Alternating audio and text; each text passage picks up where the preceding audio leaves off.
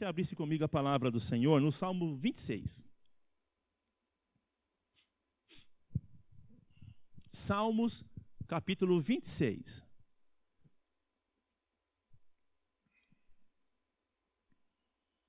Quem já abriu, diga amém. Antigamente a gente ouvia barulhos de folhas, né? Hoje nós ouvimos nada, porque a gente aperta uma tecla, como eu estou fazendo aqui no meu smartphone, e a gente já abre a Bíblia. É assim ou não é? Mas eu vou começar a vir de Bíblia de papel. Eu sou meio tradicional. Eu gosto de Bíblia de papel. É gostoso. Bom, no Salmo 26, quem já achou? Diga assim: Senhor, eu quero ouvir a tua palavra. Fala comigo, porque eu vou te ouvir. Amém? Olha para mim. Look at me. Quem já fez esta oração? Senhor, me faça justiça. Levante as mãos quem já fez essa oração. Eu tenho que levantar as mãos e os pés. Quem já fez? Deixa eu ver de novo. Quem já fez essa oração? Faz tempo? Ou é recente? Sempre. Tem duas frases na Bíblia que eu acredito que elas são as frases mais repetidas, ditas numa oração. Uma é aquela que o Abacuque grita. O livro do Abacuque, ele fala assim: até quando? O Abacuque começa o seu livro assim, o livro de Abacuque. Diz assim: até quando, Senhor?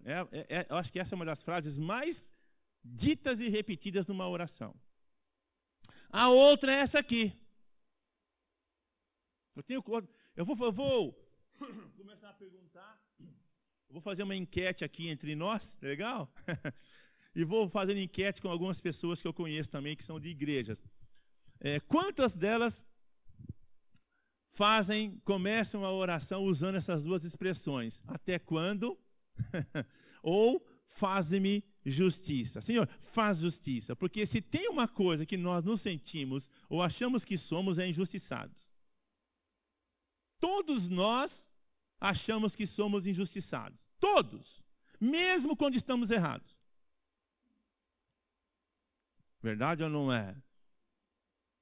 Já viu aquela expressão 2 pesos, 2 medidas? Quem já ouviu essa expressão? Vocês estão aí? Então responde para mim. Quem já ouviu essa expressão? 2 pesos, 2 medidas? Muito bem. Antes da gente ler o texto, eu quero só lembrar com você algumas coisas que a palavra de Deus diz. Algumas coisas que a palavra fala, que Jesus fala, que o apóstolo Paulo fala, que os profetas falam.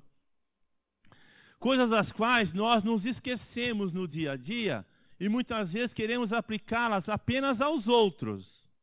Tem um ditado na advocacia, como é que é, Romão? Me ajuda aí. Que fala: aos meus inimigos a lei. Como é que é? Aos meus amigos, como é que é? Aos meus amigos, tudo. Para os meus inimigos, a lei. Nós não conseguimos nos libertar disso ainda. Como eu disse, nós sempre nos achamos injustiçados. Quando é com a gente um peso maior do que... Sempre. Eu sou assim, você é assim. Rapaz, eu não sou assim, não. Tá bom, então você pode ter o direito de discordar comigo mentalmente. Não vai fazer verbalmente, não. Tá? E o salmista, ele começa a oração dele aqui no Salmo 26, dizendo assim: faze-me justiça, Senhor. Ele está pedindo algo. Ele está pleiteando, e Deus é justiça. Sim ou não? Deus é 100% misericórdia, mas também Ele é 100% justo. E todos nós temos o direito de pedir a Deus que Ele faça justiça a nós ou por nós. Certo? Mas vamos ver, e eu quero ser rápido aqui, eu não vou me demorar muito, pode acreditar, até o 12h15, 12h30, no máximo 1 hora eu termino. O que ele coloca depois disto? Porque ele está orando como nós oramos. Faz-me justiça, Senhor. Próxima frase. Porque ele pleiteia a Deus que Deus faça justiça a ele. Olha o que ele fala no versículo seguinte. Pois tem andado na minha justiça, ou melhor, pois tem andado na minha integridade. O que é ser íntegro? Quem aqui consegue, quero dar um exemplo de integridade aqui, muito simples. Quem consegue ir a um supermercado, à padaria, naquela hora que sai aquele pão quentinho, que você pega assim, você tem que deixar até o saco aberto para não murchar. Quem consegue chegar com esse pão íntegro em casa? Quem não dá aquela beliscadinha? Não dá a beliscadinha? Vocês conseguem? Verdade? Vocês não beliscam o pão? Hã? Ele chora. Ai. Depois falam das minhas piadas. O pão chora. Quem vai chorar sou eu. Eu confesso que eu não consigo manter o pão íntegro. Eu desintegro o pão. Por quê? Eu como. Quando eu vou para Vinhedo, ou para aquele lado ali da Anhanguera, passando Louveira, tem ali ao lado, para quem vai, do lado esquerdo, o Lago Azul. Ou o Frangaçaro também tem. E eles vendem um pão de semolina. Um pão gostoso. E eu sempre trago um pão daquele. Quer dizer, um não. Eu trago um. Às vezes eu compartilho com alguns. Né? Então, só que, às vezes quando eu pego aquele pão, já chegou o dia de eu pegar ele assim, já saindo do forno. Ah, meu irmão. Ele chegou pelo menos com 1/3 consumido. Porque eu não resisto, pensa. São 50 quilômetros, 47 quilômetros dali aqui. Eu sozinho dentro do carro. Às vezes é 11 horas da noite. Que a aula termina às 11 horas. Então até sair da escola é 11h05, 11h10. Eu venho da Anhanguera. Às vezes não jantei. Você acha que eu resisto? A tentação, porque é uma tentação, fala. Eu dirigindo, ouvindo o rádio, ouvindo... né, um louvor, deixa eu ser bem claro, né? O pão colocado no assento, eu dirigindo e eu olho para o pão. E o pão olha para mim. Eu olho para o pão olha para mim. Eu digo, tá bom, você venceu. Aí eu dou uma beliscada nele. O que eu estou fazendo nesta hora? Eu estou desintegrando o pão. Ou seja, ele não está mais íntegro, porque integridade é não perder a sua qualidade, não perder as suas propriedades, é manter-se no projeto ou do jeito original em que foi construído ou que foi feito. Amém? Isso é integridade.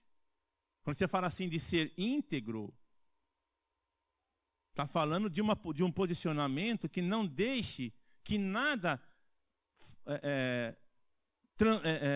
tire de você aquilo que te pertence, aquilo que, da maneira como você foi criado.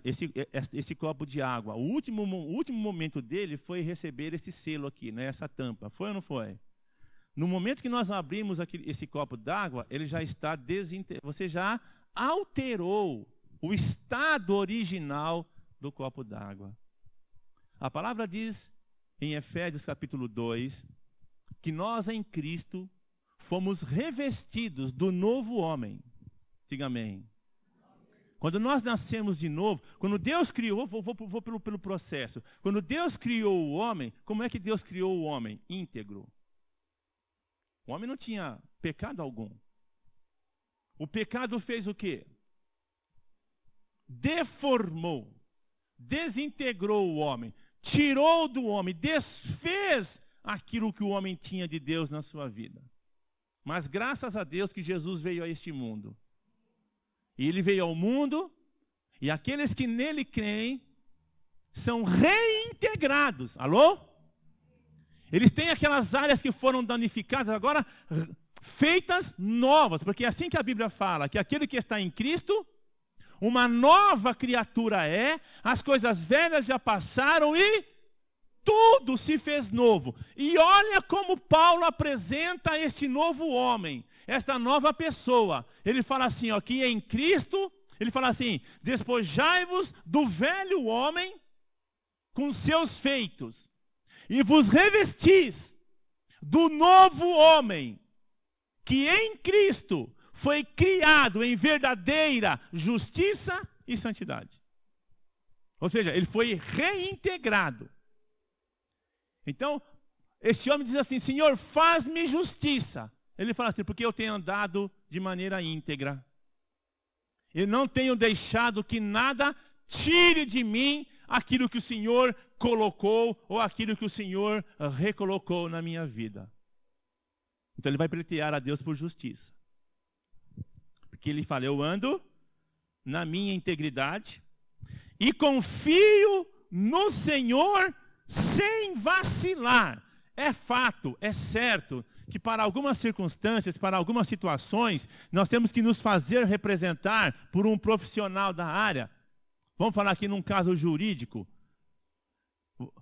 Você tem que se fazer representar em alguns momentos por um advogado, ou por alguns advogados, por mais, porque advogado é o quê? Falar em nome de, pleiteando a causa. Então você coloca alguém para te auxiliar, né? Advogar por você, falar por você em teu benefício. Então você contrata alguém que vai ali advogar a sua causa, que vai falar por você. É fato, às vezes nós temos que estabelecer coisas assim. Mas, querido, a primeira pessoa em quem nós temos que confiar é no Senhor. Alô? O que fica claro para nós aqui? Que nós, a partir do momento que nós cremos em Cristo, nós abrimos mão de fazer justiça com as nossas próprias mãos. Quem está entendendo isso? Eu abro mão disso, porque quando uma pessoa contrata um advogado, o que ela está fazendo? Ela vai assinar uma procuração, vai ou não vai? Fazendo o quê? O que é essa procuração? Qual é o poder de uma procuração? É dar a alguém o direito de nos representar naquela causa onde nós queremos que a justiça seja feita a nós. E nós temos que voltar para cá. Porque a ira, a insatisfação, e não a justiça, mas o desejo de vingança, é que muitas vezes tem ocupado os nossos corações. E é uma grande diferença entre justiça e vingança. A palavra justiça já traz em si mesmo o vingar aquele que foi prejudicado. A palavra vingança, ela não tem só o lado negativo. Ela tem um aspecto que é real. Porque vingar significa fazer justiça também. Agora, quando eu vou além daquilo que é o natural, eu já não estou fazendo mais justiça. Por isso que o salmista fala assim, eu tenho andado na minha integridade, eu não tenho deixado que as coisas tirem de mim aquilo que o Senhor colocou, e eu confio no Senhor. E o próprio Senhor diz na sua palavra, não se vingue a você mesmo, não vos vingueis a vós mesmo. Ele fala, porque a mim pertence a vingança. A mim pertence. Quando Deus está falando isso, ele não está falando no sentido de aquela vingança que a gente tem como imagem, né? De tripudiar a pessoa. Não, fazer. Deixa que eu lide com a situação. Amém, querido? O Senhor usa as palavras na dimensão certa. Então o salmista fala assim, Senhor, o Senhor vai fazer, eu quero que o Senhor faça justiça a mim. Por quê? Porque eu não tenho tomado conta da situação. Eu tenho confiado que o Senhor está agindo por mim. Amém?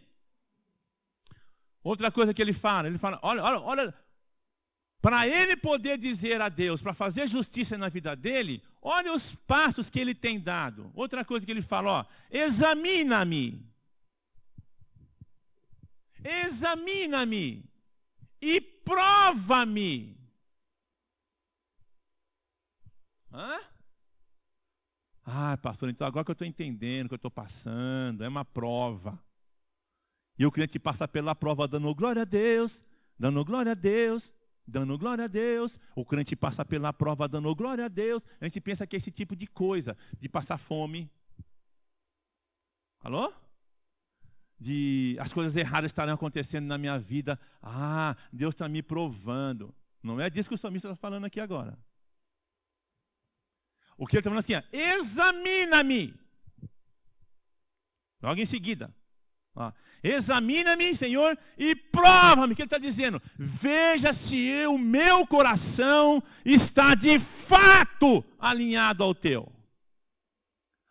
O que ele está pedindo aqui não é, Senhor, faça eu passar por situações difíceis, faça eu passar por situações porque eu quero ser provado. Não é nada disso que ele está falando. Ele está dizendo assim, examina a minha vida. Olha dentro de mim. Tanto é que ele fala assim, sonda-me. O que? O coração. E que mais? E os pensamentos. Por quê, querido? Porque do coração, Jesus disse, procede as saídas da vida. É do coração que procede. Está dizendo assim, Senhor, examina-me, prova aqui, mostra para mim mesmo como está o meu coração diante dessa situação que eu quero que o Senhor faça nela justiça. E ele prossegue. Pois a tua benignidade tenho-a perante os olhos. E agora? Tenho andado na tua justiça. Se o cara passando, aquele abençoado lá, como é o nome dele? O abençoado motoqueiro. Se aquele abençoado passa por você com a moto dele e risca o carro dele,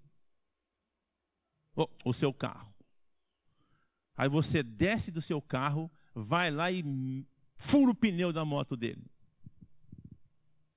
E aí? O que você acha? É isso que Deus quer que nós façamos? Então, se eu fizer isso, eu não estou andando na verdade de Deus. Preste atenção. Não tenho, fala comigo, ele não fez isso. Fala mais alto, fala, ele não fez. Eu também não faço. Diminuiu agora. Não tenho. Olha o que ele fala, eu não tenho assentado com homens, com pessoas falsas, que se fazem parecer de uma maneira, mas na verdade são de outra maneira. Ele fala, eu não tenho sido assim. Presta atenção, eu não tenho me assentado. Pastor, então eu tenho que sair desse mundo. Você me desculpa, mas vou pedir para morrer. Porque o que mais tem no mundo, pastor, é pessoa falsa. Pastor, até na igreja. O que mais tem são pessoas falsas. Uma pessoa saiu da igreja, não é daqui não, isso é uma historinha que a pessoa conta. E o pastor encontrou ela na rua e perguntou, irmão, por que você não está indo mais na igreja? Não vou mais naquela igreja. Lá só tem gente falsa. O pastor falou, mas não tem problema, sempre cabe mais um.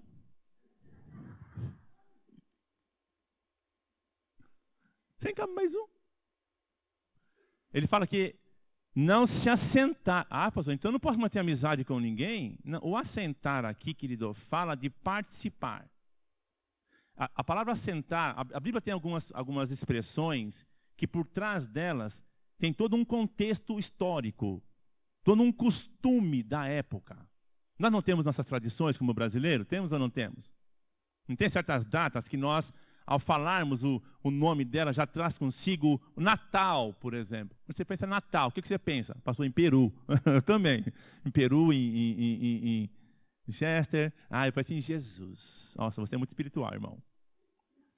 Você me ensina como você consegue manter toda essa espiritualidade. Né? Mas pensa em Chester, pensa em... Entende? Mas, na verdade, além do aspecto que representa o nascimento de Jesus, o que há por detrás da palavra Natal? Aquela confraternização em família. Verdade ou não é? Sim ou não? Para nós cristãos, para aqueles que não são cristãos, isso não tem. Mas para nós que somos cristãos, independentemente se é evangélico, se é católico, se é espírita, esqueça agora a denominação, esqueça agora o segmento. Estou falando do cristão. Há várias ramificações de cristianismo. Para o cristão, o Natal fala disso, aquele momento família. Quando a Bíblia fala de assentar, ela está falando de comunhão. E comunhão significa ter tudo em comum. O Salmo 133, quando fala quão bom e quão suave é que os irmãos vivam em união. Tem a frase é assim, que sentem para comer juntos. Porque ele está falando no momento de comunhão, de partilhar. Então o salmista está dizendo assim, eu não tenho partilhado, eu não tenho pactuado com os homens. Oi? Eu não me assento com eles.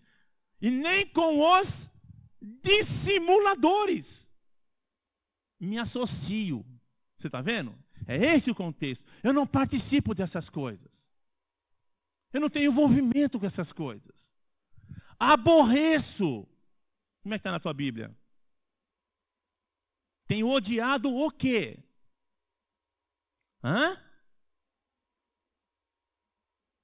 O quê? A congregação de malfeitores. Pessoas que só querem fazer o mal. Ele fala, eu aborreço essas coisas. Eu não gosto disso. E com os ímpios, de novo, eu não me assento. Eu lavo as minhas mãos na inocência. E assim, andarei, Senhor, ao redor do teu altar. Versículo 8. Eu amo, alô, querido? Eu amo o quê? A tua casa e o lugar onde tua glória assiste. Tem um louvor que nós cantamos ele, faz um tempinho que a gente não canta, mas de vez em quando a gente canta ele. Ele fala assim, quem já pisou no santo dos santos, em outro lugar, não consegue viver. Ou seja, quem bebe desta água,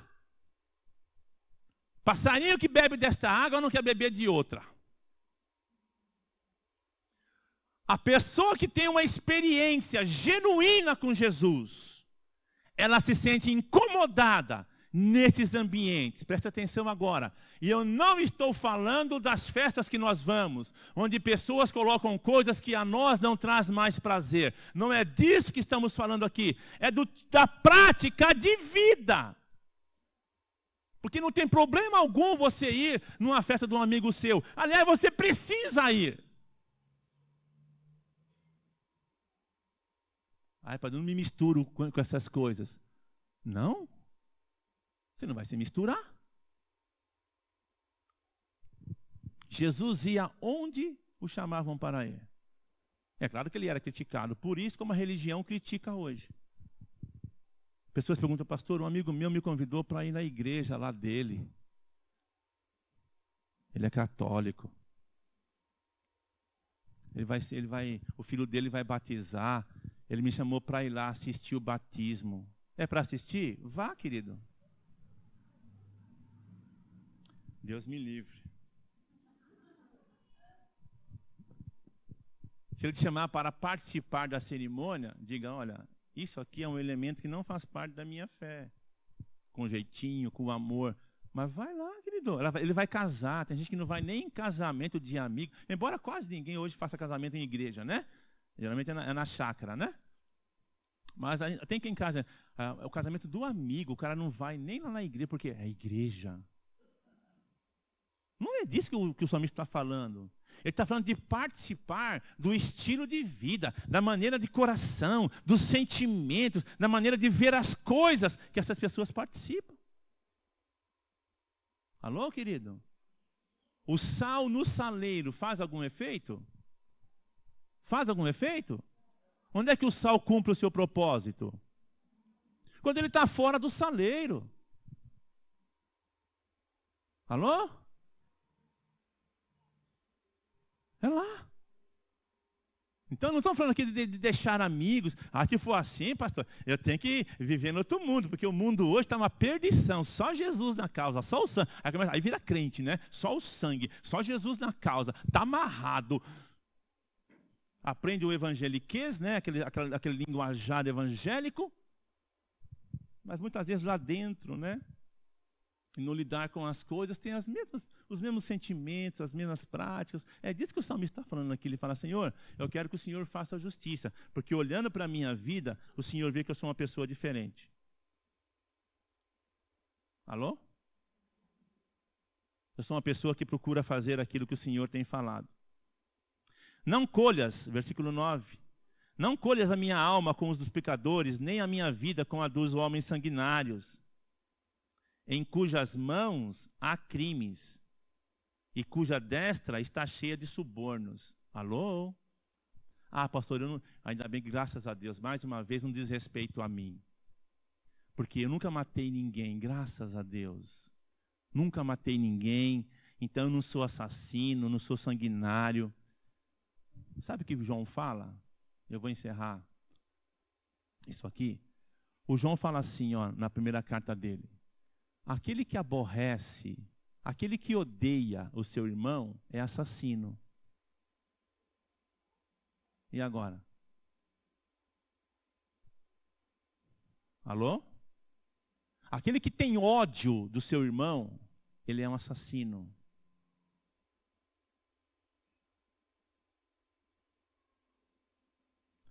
Então o salmista, ele vai pleitear a Deus a justiça. Mas o que ele está dizendo? Senhor, sabe por que eu tenho certeza que o Senhor vai fazer justiça para mim? Porque dá uma olhadinha na minha conduta. E onde eu não estiver fazendo certo, me mostra, prova-me, sonda-me e mostre-me onde é que eu tenho me enquadrado em ações, pensamentos, palavras, como esse tipo de homem dos quais eu tenho procurado me afastar das suas obras. Ele fala, então, Deus, faça-me justiça.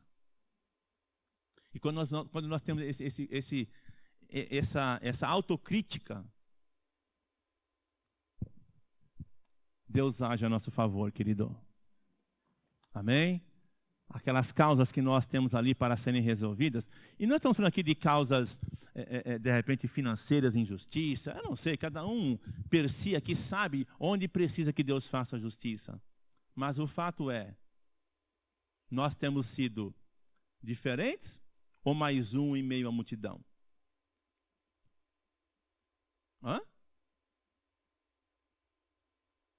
A gente quer que Deus faça justiça na nossa vida, muitas vezes tendo atitudes semelhantes àquelas pessoas que nos prejudicaram e nós queremos agora que Deus faça justiça em relação a elas. Verdade ou não é? A pessoa trabalha numa empresa, não recebe o salário. Exemplo, ela não recebe o salário. Vou dar um exemplo aqui, por favor. Ela trabalha numa empresa, o patrão não a paga, ela entra na justiça, mas ela compra e não paga. Ela pega dinheiro emprestado e não paga. Assim, propositadamente. Não estou falando de crise, estou falando... A pessoa tem a condição, não estou falando de crise, de coisas que às vezes não dão certo. Estou falando de, a pessoa está lá o dinheiro, ela tem o dinheiro para pagar, ela deve 500 pau. Ela pegou emprestado lá 500 pau, está lá para pagar o dinheiro. Mas acho que eu vou viajar. vou viajar. Então, ao invés de pagar os quinhentão, o que ela faz? O que ela vai fazer? Aí ela está orando para Deus, ela está assim, orando para Deus. Senhor, em nome de Jesus, eu peço que o Senhor toque no coração daquela pessoa. Faz justiça, Deus. Pesa a tua mão sobre aquela pessoa que eu trabalhei, ela não me pagou, Deus. Eu sei que o Senhor é um Deus de justiça. Faça justiça, porque a tua palavra diz. Aí eu arrumo um monte de versículo. Mas ela pegou algo de alguém e não pagou. Será que eu fui claro? Eu não estou falando de dinheiro aqui. Eu dei um exemplo usando uma questão monetária. É um exemplo.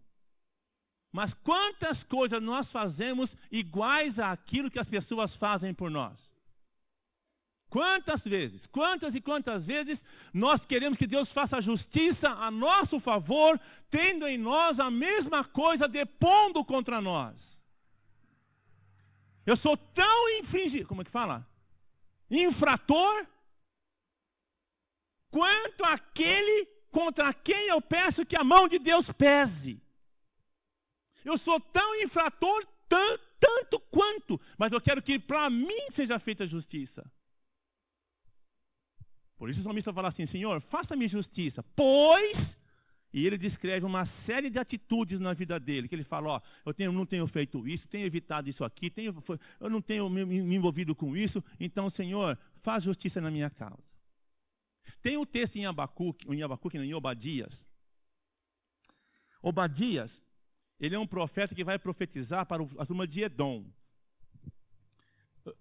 Tem uma passagem tão forte, mas tão forte em Obadias, que toda vez que eu a leio, eu tremo na base. Ele está falando, o profeta, para o Edom que invadiu Jerusalém. E ele fala assim, você fez assim, fez assim, assim. E ele termina falando assim, o mal que você fez cairá sobre a tua própria cabeça. E olha como ele fala, porque assim como tu fizeste, assim se fará contigo. Não é forte isso? É forte ou não é? Ele fala, aquilo que você fez, vão fazer com você. A gente não lê algumas passagens da Bíblia porque elas não são agradáveis. Então nós vivemos situações na vida das quais nós nos esquecemos. Eu ouvi uma frase outro dia que é assim, o diabo faz a panela, mas não sabe fazer a tampa. E ele põe esses ingredientes das nossas vidas nessa panela. E a gente se esquece. Você está aí ainda? Está entendendo a palavra, querido? Então, às vezes, estou falando de mim agora. Eu vivo na minha vida uma situação de injustiça. E eu quero justiça. Estou dando um exemplo assim. Eu quero justiça. Mas Deus fala assim, mas e aquele dia? E aquela vez? Olha o que você está fazendo. Como é que eu posso fazer justiça na sua vida? Se você está associado a essas coisas. Por isso que ele fala assim, por isso, Senhor, eu lavo a minha mão na inocência. Amém? O que ele está dizendo? Eu procuro viver uma vida, ninguém é perfeito. Eu vou errar, você vai, todos nós vamos errar, assim no sentido de fazer alguma coisa que deponha contra nós. Então, quando nós vamos orar a Deus, Senhor, faça a justiça para mim, o que eu tenho que ter em mente? Pegar a minha listinha, verdade ou não? Ele não faz uma listinha? Faz ou não faz? Não é uma listinha? Alô? Não é uma listinha? O que eu tenho que fazer? Eu tenho que pegar essa listinha e colocar na minha geladeira. Colocar lá e ver, bom, aqui. E onde eu perceber que eu estou deixando oportunidades para que o advogado do inimigo ou do meu opositor entre e conteste, o que eu tenho que fazer? Falar, não, eu vou arrumar isso aqui. Amém? Será que Deus foi claro com a gente nesta manhã? Então, Senhor, faz-me justiça. Deus fala, eu vou fazer. Porque Deus é um Deus de justiça. Quando alguém vem pedir para mim, assim, acontece às vezes. Pastor, ora para mim, porque eu quero que Deus faça justiça para mim lá no trabalho. Eu pergunto, mas você é um bom funcionário? Você chega no horário? Você trabalha ou engana o patrão? Porque tem gente que vai lá na empresa para enganar o patrão, é verdade ou não é? Ele fica fazendo hora, é ou não é? Tem gente que não é um bom funcionário. Aí é mandado embora, porque o patrão não pagou hora extra. O cara fraudou ele na hora extra, vamos lá. Mas e as horas que ele foi para o banheiro fazer hora? Ele fez hora extra no número 1, no número 2. Algo que ele podia fazer em 5 minutos, ele ficou 15, 20 minutos cada vez que ele ia no banheiro. O cara sai para fumar, sai lá 50 vezes para fumar lá fora. E esse tempo aí? O cara não produziu aquilo que ele deveria produzir, porque ele foi contratado para quê? Foi contratado para quê? Para trabalhar, é ou não é? Mas trabalhar, não ser escravo. Porque hoje, a pessoa acha que, meu Deus do céu, ser patrão no Brasil hoje está difícil. Porque o cara é empregado, quer ganhar como patrão. Outro dia um cunhado meu, eu vou terminar. Eu trabalhei no SBT durante 7 anos. Trabalhei lá no SBT. Você era artista lá, pastor? Era. Porque eu reformava sofá. É uma arte. Aquelas cortinas, aquele cenário, não tem cenário bonito lá, já viu? Aqueles sofás Luiz XV, aqueles negócios Capitonê, aquelas coisas, tudo difícil fazer. Então eu sou um artista na minha área. Outros são artistas atrás de uma câmera. E ele foi mandado, ele trabalhava lá, muito revoltado com a vida. E o Silvio Santos, todo final do ano, ele vai para Miami e fica lá 4 meses de férias. E numa dessas idas e vindas do Silvio Santos, passou a reportagem que ele estava viajando, ele falou assim, lá, viajando com o meu dinheiro, com o nosso dinheiro. O meu está na minha conta. Aquilo lá é dele. Alô, querido? Aquilo lá é dele. Com o meu dinheiro. Conta aquilo. Jesus não ensina isso? O cara é contratado para trabalhar, ele não ensina? O cara foi contratado pela manhã. O outro, os irmãos representaram aqui, né? Qual foi mesmo? Fizeram legal, muito legal a apresentação aqui da escola bíblica. Um de manhã, um ao meio-dia, um à tardezinha. Quando foi pagar, pagou da tarde o mesmo valor que pagou da manhã. O que trabalhou desde manhã achou ruim. Olha o que Jesus diz sobre isso, presta atenção. Quanto eu combinei com você?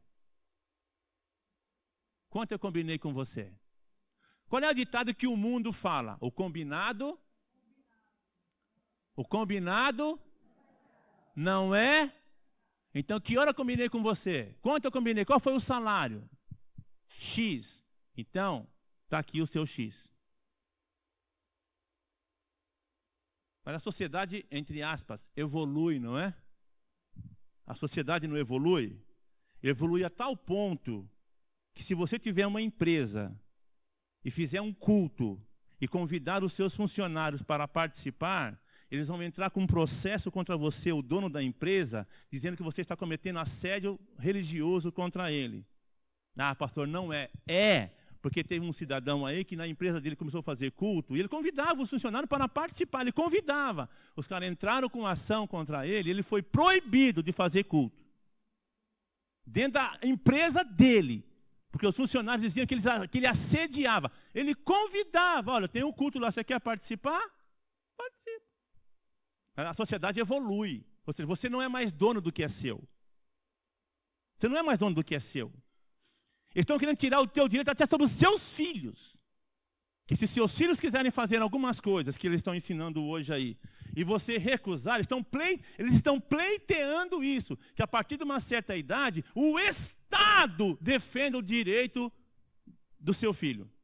E se você não permitir, o Estado não tira de você, mas tira o direito teu de impedir que o seu filho faça e dá autorização judicial para ele fazer. É esse o mundo que nós vivemos hoje. É isso que o salmista está dizendo, Senhor, faça justiça para mim, porque eu não vivo nos padrões do mundo. Amém? Coloque-se de pé aqui se você entendeu a palavra. Eu sei que você entendeu. Né? Você entendeu e recebeu? Porque a palavra que ela é entendida, ela é recebida e ela é entendida, querido. Essa palavra não é roubada. Pode ser até que nós não venhamos a praticá-la, o que eu espero que não aconteça.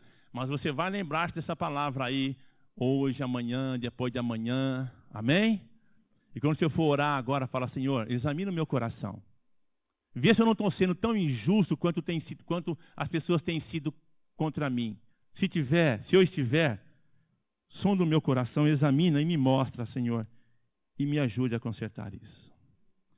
Pai, em nome de Jesus, nós queremos te agradecer pela palavra que o Senhor enviou a nós nesta manhã, pelo tempo que nós passamos aqui na tua presença. Abençoa-nos, dá-nos um domingo abençoado. Oro, Senhor, por aqueles que vieram neste lugar buscando uma direção, buscando uma palavra do Senhor. Enche-nos com o teu Espírito Santo, que esta palavra fique dentro de nós e que ela produza em nós os efeitos que ela quer produzir e que ela precisa produzir, Senhor.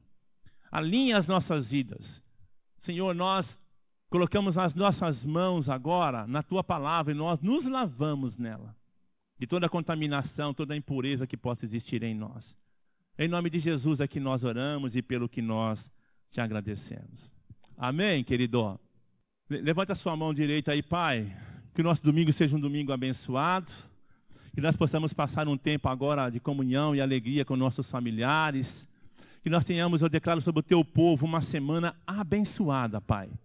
Uma semana onde aquilo que eles têm para resolver, que o Senhor lhes dê sabedoria, que o Senhor lhes dê graça, que o Senhor lhes dê a capacitação, que o Senhor traga os recursos necessários para isto, Deus, em nome de Jesus. Que a graça do Senhor Jesus Cristo, o amor de Deus, o Pai, a comunhão e a consolação do Espírito Santo seja sobre a tua vida, meu irmão, hoje e sempre. E jamais se esqueça que o mais importante, o que é que Deus está conosco.